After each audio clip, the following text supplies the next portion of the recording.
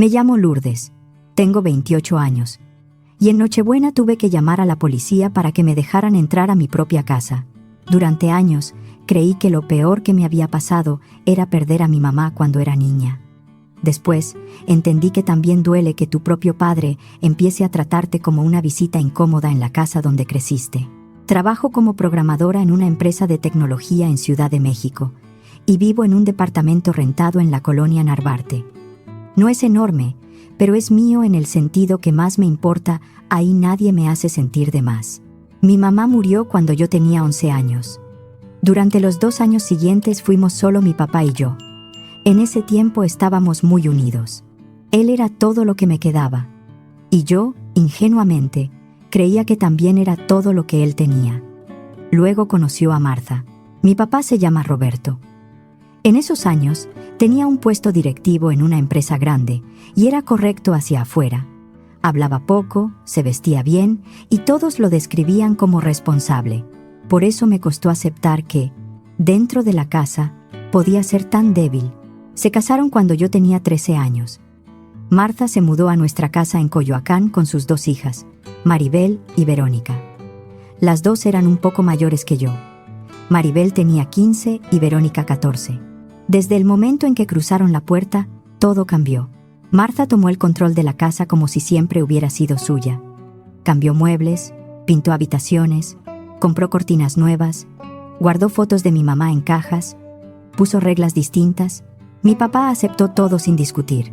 En esa casa, él cedía antes de que Martha tuviera que levantar la voz. De pronto, yo dejé de ser prioridad. Maribel y Verónica recibían ropa nueva, celulares, permisos, clases, regalos. Mi papá iba a sus festivales, a sus presentaciones de baile, a sus partidos de voleibol.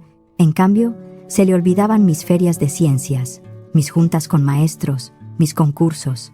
Yo me repetía que era una etapa de adaptación, que las cosas se iban a acomodar. Martha se movía en círculos, donde el dinero se daba por sentado, comidas, colectas, eventos de beneficencia.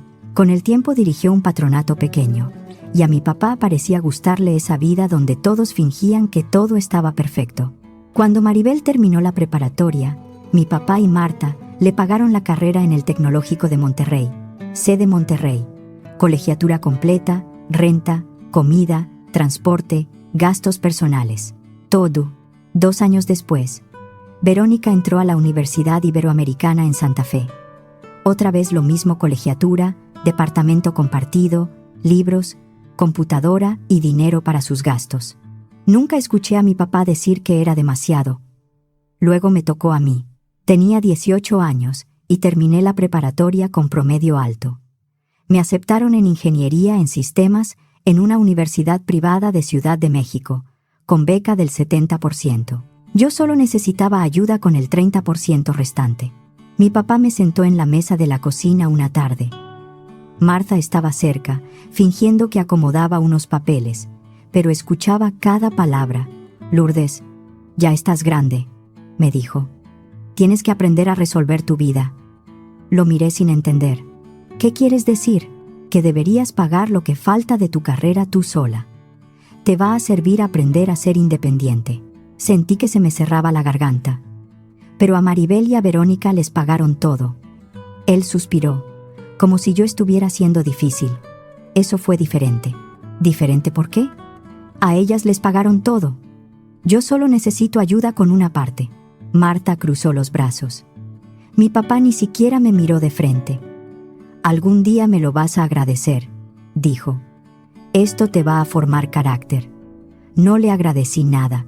Trabajé durante toda la carrera. Entre semana, atendía en una cafetería cerca de la universidad los fines de semana, en una tienda departamental. Pedí un plan de pagos. Tomé menos materias algunos semestres y acepté horarios que me dejaban agotada. Dormía poco, comía mal, pero seguí. Pagué cada inscripción, cada mensualidad, cada transporte, cada libro. Una noche, durante mi 3er año de carrera, llegué tarde después de mi turno. Entré despacio porque no quería despertar a nadie. Mi papá y Martha estaban en la sala. No escucharon cuando abrí la puerta. Me quedé en el pasillo, con las llaves todavía en la mano. Qué bueno que Lourdes consiguió esa beca, dijo Marta. Imagínate que también hubiéramos tenido que pagarle todo a ella. Mi papá contestó casi de inmediato. Sí, bastante problema ha dado siempre. Puro gasto, puro conflicto. Al menos las otras dos sí valieron la inversión. Me quedé inmóvil. Mi propio padre acababa de decir que yo era un problema. Un gasto. Alguien que no valía la inversión. Nunca se lo reclamé. No esa noche, no después. Guardé ese dolor y seguí estudiando, trabajando, sobreviviendo. Después de graduarme, empecé mi carrera como programadora. Resultó que era buena. Trabajaba mucho, aprendía rápido y tomaba proyectos complicados. También estudié inversiones por mi cuenta, fondos, acciones y después, criptomonedas. Al principio perdí dinero. No mucho, pero lo suficiente para aprender con respeto. Con el tiempo empecé a ganar. No fue magia. Hubo trabajo, bonos, ahorro, riesgo y una ganancia excepcional que sabía que no podía repetirse cada año. Hace 6 meses compré una casa. No la compré al contado. Traía una hipoteca pesada, años de ahorros y dinero de inversiones que decidí sacar antes de volver a arriesgarlo. Aún así, era mía. Era una casa hermosa en Valle de Bravo, cerca de Avándaro. Tenía vista al lago entre los árboles, 4 recámaras, cocina moderna, chimenea, terraza y espacio para respirar. Era el tipo de lugar que yo imaginaba de niña cuando pensaba en una vida sin desprecios escondidos. Cuando se lo conté a mi papá, a Marta y a sus hijas, parecieron impresionados. Incluso Marta hizo comentarios positivos, cosa rara en ella. «Qué bonita inversión», dijo. «Te fue muy bien». Por alguna razón que ahora me cuesta entender, decidí invitarlos a pasar Navidad ahí. Maribel también llevaría a Bruno, su prometido. Una parte de mí seguía queriendo que mi papá me mirara con orgullo. Quería creer que algo podía repararse. Le mandé a mi papá las llaves y le transferí 50,000 pesos por el sistema de pagos electrónicos interbancarios para comida, bebidas, adornos, leña, limpieza previa y apoyo para dejar la casa lista. Ya lo tenía dado de alta como beneficiario, así que la transferencia pasó sin problema. Él prometió que Marta y él se encargarían de todo. «Nosotros vemos las compras, la cena y la decoración», me dijo. «Tú solo llega el 24 con tus regalos. No te preocupes por nada, hija. Va a quedar perfecto». Le creí. Llegó Nochebuena. Cargué mi coche con regalos, postres, pan de temporada, vino, café, sidra y chocolates. Iba emocionada y nerviosa, queriendo que algo saliera bien aunque una parte de mí ya no esperara demasiado. Salí de la Narvarte alrededor de las 4:30 para evitar lo peor, pero la ciudad estaba pesada. Entre la salida hacia Toluca, las casetas y el tráfico de Nochebuena, manejé casi 3 horas. Llegué cuando ya estaba oscuro. La casa se veía preciosa por fuera. Había luces cálidas en la terraza, una corona navideña en la puerta y humo saliendo de la chimenea. A través de la ventana se veía el árbol encendido. Por un momento pensé, «Lo logramos». Tomé la primera bolsa de regalos y caminé hacia la entrada. Hacía frío. El aire olía a bosque y leña. La neblina estaba baja y el frío se me metía por las mangas del abrigo. Toqué la puerta. Maribel abrió, pero solo un poco. Tenía puesta la cadena. Apenas podía ver una parte de su cara por la abertura.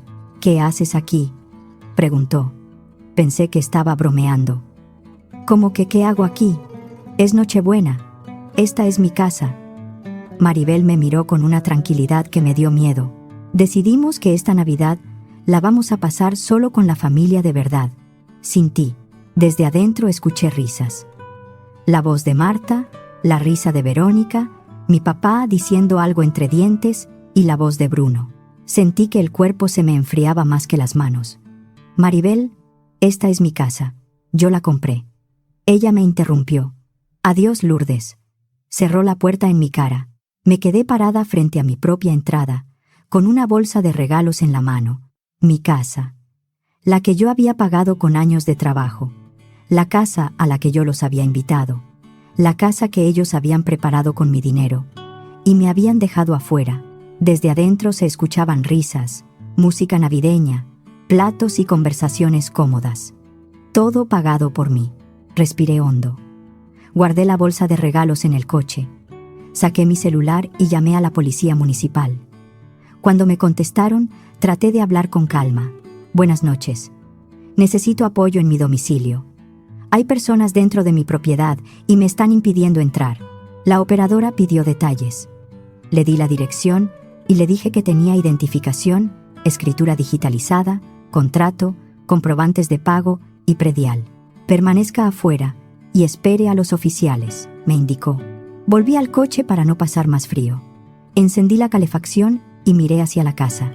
Podía verlos dentro. Marta servía vino. Verónica reía por algo que decía Bruno. Mi papá cortaba una pierna adobada. Maribel acomodaba regalos debajo del árbol. Se veían tranquilos. Como si todo eso fuera suyo. Como si yo no existiera. Unos 35 minutos después, llegó una patrulla. Poco después, llegó otra. Bajaron 2 oficiales. Serios y atentos a pesar de la fecha. ¿Usted es la propietaria?, preguntó uno de ellos. Sí, tengo los documentos aquí. Les mostré mi identificación, la escritura digitalizada, el contrato y los comprobantes. Revisaron el domicilio y uno de ellos asintió. Está claro. La propiedad está a su nombre. Ellos no me dejan entrar, dije.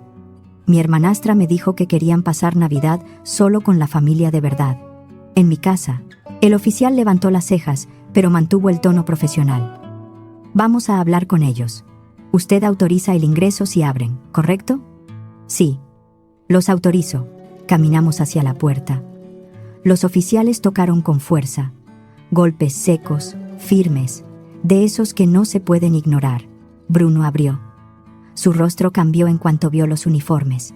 Buenas noches, dijo el oficial. Necesitamos hablar con las personas que están dentro de la casa. Bruno se hizo a un lado. Los oficiales entraron. Yo me quedé detrás de ellos. Marta salió de la cocina con una copa en la mano. Al ver a la policía, puso de inmediato su cara de preocupación elegante. Oficiales, ¿qué sucede? Esto es un asunto familiar. El primer oficial negó con la cabeza. No, señora. La propietaria reporta que le impidieron el acceso a su domicilio. Ya revisamos la documentación. La casa está a nombre de ella, señaló hacia mí. Marta apretó los labios. Pero somos familia. Ella nos invitó. Di un paso al frente. Los invité a pasar Navidad conmigo, no a encerrarse en mi casa y dejarme afuera. Maribel me dijo que yo no era parte. Mi papá apareció en el marco de la puerta del comedor. Tenía el rostro pálido, como si no esperara verme ahí con policías. Lourdes, ¿qué está pasando? Lo miré sin moverme. Me dejaron afuera de mi propia casa en Nochebuena. Eso está pasando. Marta intentó sonreír, pero le salió tenso. Oficial, todo esto es un malentendido. Estábamos terminando de arreglar la cena. Nadie la estaba excluyendo. El oficial la interrumpió. Señora, la propietaria está solicitando que se retiren. Si se niegan, esto puede escalar al Ministerio Público por posible despojo. Les recomiendo cooperar. La cara de Marta perdió color. Verónica llegó corriendo desde la sala. ¿Qué pasa? ¿Por qué está la policía aquí? Maribel y Bruno se quedaron quietos, como si todavía no entendieran que la puerta que me habían cerrado ya no los protegía de nada. Tienen unos minutos para recoger sus pertenencias indispensables, dijo el oficial. Documentos, celulares, bolsos, abrigos. Después deben retirarse. Entonces empezó el caos. Marta dejó la copa sobre una mesa y empezó a recoger cosas. Verónica lloraba. Maribel gritaba que era injusto, que yo estaba exagerando, que estaba arruinando la Navidad. Bruno no decía nada. Mi papá se acercó a mí. Lourdes, por favor, podemos hablar. No, yo no sabía que Maribel iba a decirte eso. Sentí una risa amarga atorada en la garganta. ¿No sabías? Estabas adentro riéndote con ellos mientras yo estaba afuera, con frío, frente a mi propia casa. Abrió la boca para responder, pero el oficial se interpuso. Señor, recoja sus cosas ahora. Ellos metieron ropa en bolsas, buscaron llaves, carteras y celulares. Marta murmuraba que todo era absurdo. Maribel tomó algunos regalos del árbol y pasó junto a mí. Se acercó lo suficiente para que solo yo la escuchara. Te vas a arrepentir, pero su voz temblaba. No sonaba segura. Era una amenaza vacía de alguien que acababa de perder el control. Mi papá fue el último en salir. Se detuvo en la puerta y volteó a verme. Lourdes, de verdad lo siento. Lo miré directo a los ojos. Tú siempre has sido así. Siempre las eliges a ellas. A tu segunda familia. Yo solo fui la hija que te quedó de tu primera vida. No discutió. Solo bajó la mirada y salió.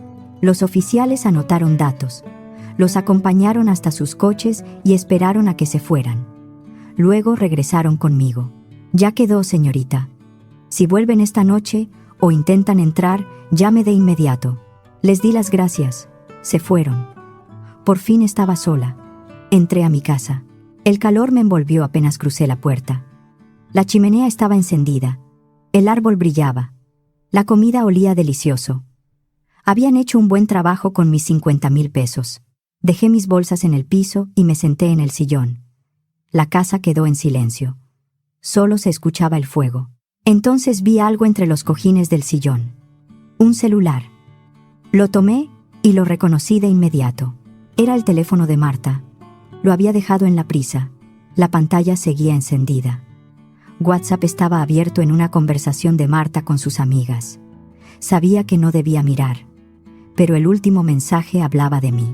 Después de lo que habían hecho, ya no tuve fuerza para respetar una privacidad que ellos nunca tuvieron conmigo. Leí. Los primeros mensajes eran de la noche en que les conté que había comprado la casa. Marta escribió: mi hijastra Lourdes anda presumiendo que compró una casa en Valle con dinero de inversiones. Quiere que pasemos Navidad allá. Dice que ella paga todo. Una amiga respondió con emoticones de risa. Marta siguió, siempre queriendo llamar la atención. Cree que por tener dinero ahora ya se volvió importante. Sentí que algo se me hundía en el pecho, pero seguí leyendo. Está desesperada porque la aceptemos. Compra una casa bonita y cree que con eso ya pertenece. Al menos esta vez nos va a servir para pasar una Navidad cómoda. Nos mandó dinero para todo. Algo bueno tenía que salir de esa niña. Me temblaron las manos. Luego vi el mensaje de unas horas antes de que yo llegara. Ya vamos para la casa de Valle. Llegaremos antes que Lourdes. Nos instalamos y cuando aparezca le decimos que queremos una Navidad de familia de verdad. La mandamos de regreso y listo. Por fin una cena decente sin la extraña. Lo habían planeado. Tomar mi dinero, usar mi casa, preparar mi cena y echarme cuando llegara. Dejé el teléfono sobre la mesa, sin borrar nada, sin cerrar nada. Miré el fuego un rato. Después tomé mi celular y llamé a Rocío, mi mejor amiga. Rocío, Gustavo, Elena y Javier eran mis amigos desde la universidad. Esa noche sabía que estaban juntos en Ciudad de México, porque ninguno había viajado con familia. Gustavo era abogado en un despacho civil y patrimonial. Rocío contestaba aunque fuera tarde, aunque fuera Navidad. «¿Lulú? Feliz Nochebuena», contestó. «Rocío, pasó algo. ¿Puedes venir a la casa de Valle y traer a Gustavo, Elena y Javier? Necesito a mi familia de verdad». Su voz cambió de inmediato. «Vamos para allá». Colgué y miré alrededor. No quería que la casa siguiera oliendo a ellos. Mientras esperaba a mis amigos, empecé a borrar cada rastro de esa cena. Sobre la repisa colgaban 6 botas navideñas. Una para Marta, una para mi papá, una para Maribel, una para Verónica, una para Bruno y una para mí. La mía estaba al final, casi escondida. Quité 5 y las metí en una bolsa negra. Recogí copas, platos servidos, servilletas con iniciales y adornos que Marta había puesto como si la casa fuera suya. No destruí nada importante. Solo quité lo que la hacía sentir ocupada por ellos. Casi 3 horas después, cuando la noche ya estaba más fría y el fuego apenas seguía vivo, vi las luces del coche de Rocío acercarse por el camino. La casa ya se veía distinta, más limpia, más mía. Rocío entró primero, con la cara llena de preocupación. Detrás venían Gustavo, Elena y Javier. «¿Qué pasó?», preguntó, abrazándome fuerte. Les conté todo. La puerta cerrada, las palabras de Maribel, la policía, el teléfono de Marta, los mensajes. Gustavo se quedó serio. ¿Lo tocaste mucho? Leí lo que estaba abierto. Nada más. Bien, ya no lo revises. Déjalo como está. Mañana vemos cómo documentarlo y devolverlo por una vía formal. Elena y Javier fueron a la cocina para calentar la comida que ya estaba preparada. Rocío se sentó junto a mí y me tomó la mano. «No vas a cenar sola», me dijo. «Eso no va a pasar. Cenamos juntos». Comimos lo que ellos habían dejado preparado, abrimos el vino que yo había llevado y servimos ponche caliente. Reímos poco al principio, luego un poco más. Nadie me pidió que explicara nada. Nadie me hizo sentir una carga. Después de cenar, Gustavo volvió a la sala con una libreta llena de notas. «Tengo una propuesta», dijo. Lo miré. «No voy a prometerte que esos mensajes puedan usarse así en juicio. El teléfono es delicado, pero muestran intención y sirven para protegerte si intentan cambiar la historia. ¿Qué sugieres? Primero, guardar evidencia de lo que sí es limpio tu transferencia, tus documentos, la llamada a la policía, la presencia de los oficiales y que te negaron la entrada. Después devolvemos el teléfono formalmente y mandamos un requerimiento, que te paguen los 50,000 pesos, el cambio de chapas, la limpieza extra y la primera asesoría legal. Todo con plazo claro. Y si no pagan, entonces vemos acciones civiles y, si hace falta, penales, sin amenazas raras, sin hacer nada fuera de la ley. Pensé en eso, era duro, pero luego recordé la puerta cerrada, la voz de Maribel, las risas desde adentro, mi papá sentado en la sala como si nada mientras yo estaba afuera con regalos en la mano. «Hazlo», dije. Esa noche Gustavo solo tomó notas. El teléfono de Marta quedó guardado para entregarse formalmente, sin borrar nada, sin tocar nada más. Navidad fue tranquila. Mis amigos se quedaron a dormir. Al día siguiente desayunamos tarde y caminamos cerca del lago. No hubo Marta corrigiendo todo. No hubo Maribel haciéndome sentir menos. Solo paz. El 26 de diciembre, Gustavo redactó el requerimiento. Lo revisamos juntos. Citaba los hechos, el dinero transferido, la negativa de acceso, la intervención de la autoridad y los gastos derivados. Dejaba claro que cualquier comunicación tendría que pasar por él. Se envió por mensajería con acuse. Mi papá y Marta firmaron al recibirlo. Entonces empezaron las llamadas. Primero llamó mi papá. No contesté. Volvió a llamar. Otra vez. Y otra. Durante los días siguientes, mi pantalla se iluminó con su nombre tantas veces que dejé el celular boca abajo. Luego llegaron los mensajes. Marta escribió: «Esto es una exageración. ¿Cómo te atreves a amenazarnos así? Maribel, estás destruyendo a la familia. Espero que estés orgullosa.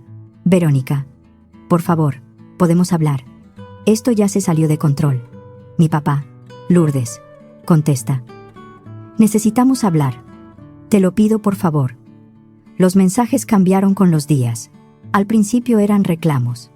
Después se volvieron súplicas.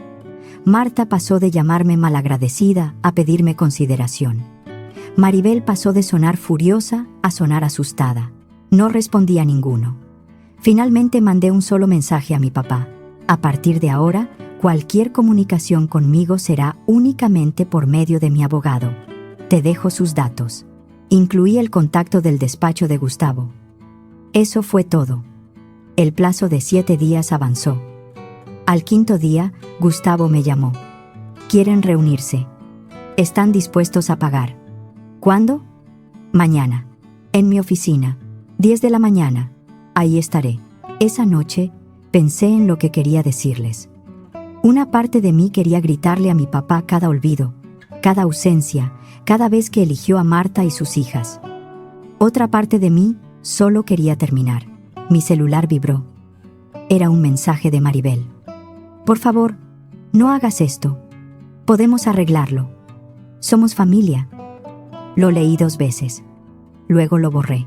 Esa palabra siempre aparecía cuando querían algo de mí. Al día siguiente llegué temprano al despacho.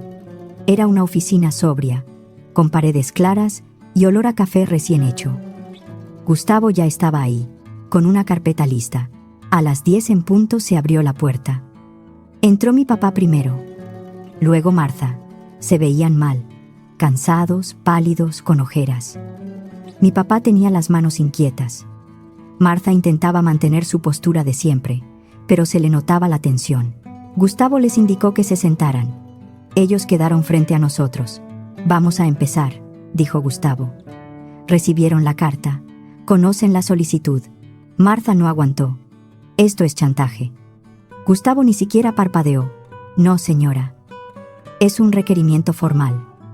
Lourdes les dio acceso a su propiedad y les transfirió 50,000 pesos para una celebración en la que ella sería anfitriona. Ustedes usaron ese dinero, ocuparon la casa y después le negaron la entrada. Hubo intervención de la autoridad esa misma noche. La cara de Martha se puso roja. Ustedes revisaron cosas privadas. Por eso el teléfono se devolverá formalmente, dijo Gustavo.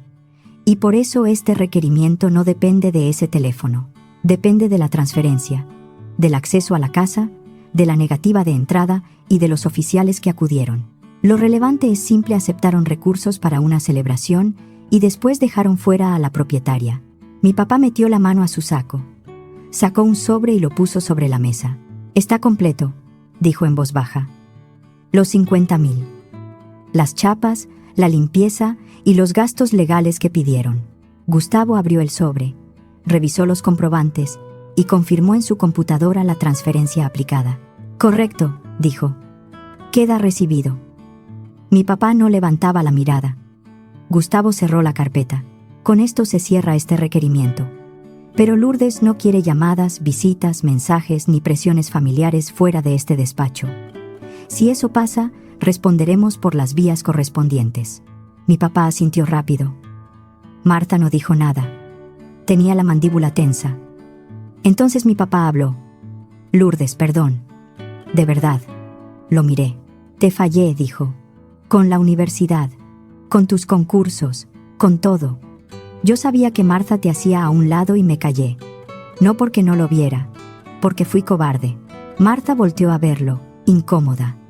Él siguió, con la voz quebrada. «Tenía miedo de enfrentarla. Tenía miedo de quedarme solo otra vez. Y te dejé sola a ti. No hay manera bonita de decirlo». No respondí. Martha respiró hondo. «Yo también me disculpo», dijo. «Nos dejamos llevar. Estuvo mal». No sonó arrepentida. Sonó como alguien que firma para terminar una molestia. Me puse de pie. «Gustavo también. Adiós», dije. «No quiero volver a verlas. Ni a ti, Martha, ni a Maribel, ni a Verónica. Y contigo, papá. No sé. Por ahora también necesito distancia». Mi papá cerró los ojos un segundo. Yo salí sin esperar respuesta. Esa misma tarde, fui al centro de atención de mi compañía telefónica. Había tenido el mismo número por más de 10 años. Lo cambié. Me costó, pero necesitaba cortar esa entrada. No se lo di a mi papá. Tampoco a nadie relacionado con Martha. Terminé con ellos. En enero cambié chapas, claves de acceso y códigos. Contraté una limpieza profunda y dejé instrucciones claras. Nadie entraría sin autorización mía. La casa era hermosa, pero me dolía estar ahí. Yo no quería vivir en ese lugar. No todavía. Tal vez nunca. Así que contacté a una agencia especializada en rentas vacacionales. La asesora fue directa. «Es una propiedad excelente. Vista al lago, 4 recámaras, buena distribución, cocina moderna, terraza. Puede generar buenos ingresos, sobre todo en fines de semana y temporadas altas». «Perfecto», le dije. «Quiero rentarla». Enero y febrero se fueron entre trabajo, trámites, contrato con la agencia y primeras reservaciones. No era ganancia limpia todos los meses, porque había hipoteca, mantenimiento y comisión, pero ayudaba a pagar la casa. Ese lugar ya no estaba al servicio de quien me había humillado. De Martha supe poco. Una conocida en común me contó que dejó el patronato meses después. No sé si tuvo que ver con lo ocurrido y no quise averiguarlo. Ya no quería vivir pendiente de sus caídas ni de sus excusas. Me concentré en mi trabajo, en mis amigos y en mi vida. Pasaron los meses. Empecé a sentirme más ligera. Entonces, una tarde, al volver del trabajo, lo vi. Mi papá estaba parado afuera de mi edificio en la Narvarte, Ya conocía el lugar desde antes, de cuando todavía intentábamos fingir que éramos una familia normal y alguna vez me había dejado ahí después de una comida incómoda.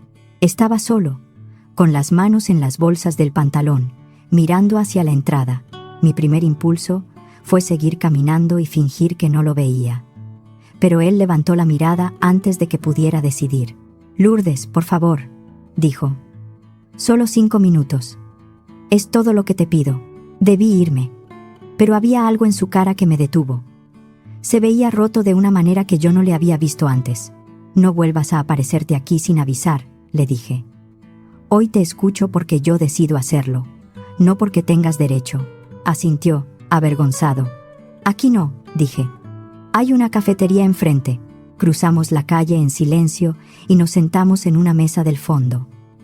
Él pidió café, pero no lo tocó. Yo sostuve mi taza entre las manos. «Di lo que tengas que decir». Mi papá respiró hondo. Tenía los ojos húmedos.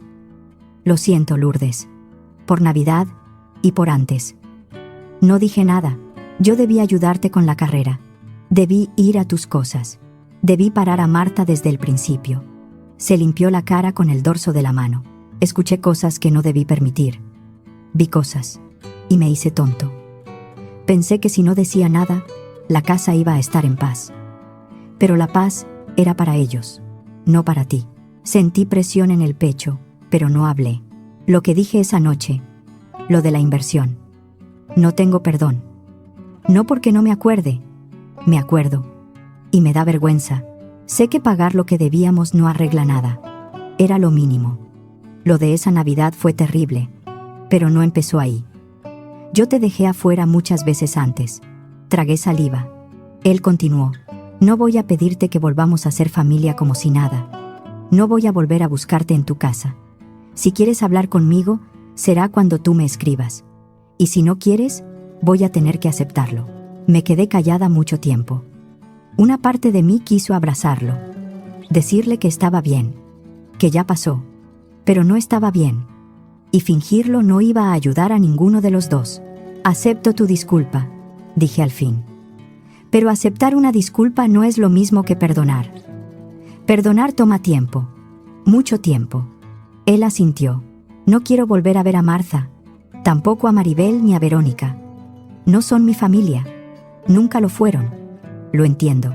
Si tú y yo llegamos a tener algún tipo de relación, será solo entre tú y yo, en privado, sin ellas, y tendrá que ser despacio. Lo que hicieron todavía duele. Lo que tú hiciste también. Puede tomar años que vuelva a confiar en ti, si es que algún día lo logro». Mi papá estiró la mano sobre la mesa y tocó la mía. No la aparté, pero tampoco la tomé. «Tómate todo el tiempo que necesites», dijo. Terminamos en silencio. Él se fue primero. No hubo abrazo. No hubo promesas. Solo un acuerdo frágil. Si algún día hablábamos, sería bajo mis condiciones. Pasaron algunas semanas. Un día, por decisión mía, le mandé un mensaje desde mi nuevo número. No para volver a empezar de golpe, solo para dejar una rendija mínima. Ahora decido quién me escribe, a quién contesto y quién entra a mi casa. La casa de Valle se renta algunos fines de semana y me ayuda con la hipoteca. Mi trabajo me gusta, mis amigos siguen cerca. Rocío, Gustavo, Elena y Javier estuvieron conmigo cuando más los necesité. A veces todavía me duele. Hay días en que una palabra o una foto vieja de mi mamá me deja pensando más de la cuenta. Pero ya no voy a comidas donde me sientan al final. Ya no contesto mensajes que empiezan con reproches. Ya no explico por qué me dolió que me cerraran una puerta que era mía. Mi papá y yo nos escribimos a veces. Mensajes cortos, pasos cuidadosos. A veces me pregunta cómo estoy. A veces le respondo, a veces no. Tal vez algún día tengamos una relación real, tal vez no, pero ya no estoy esperando que me elijan. Y eso, para mí, ya es estar mejor.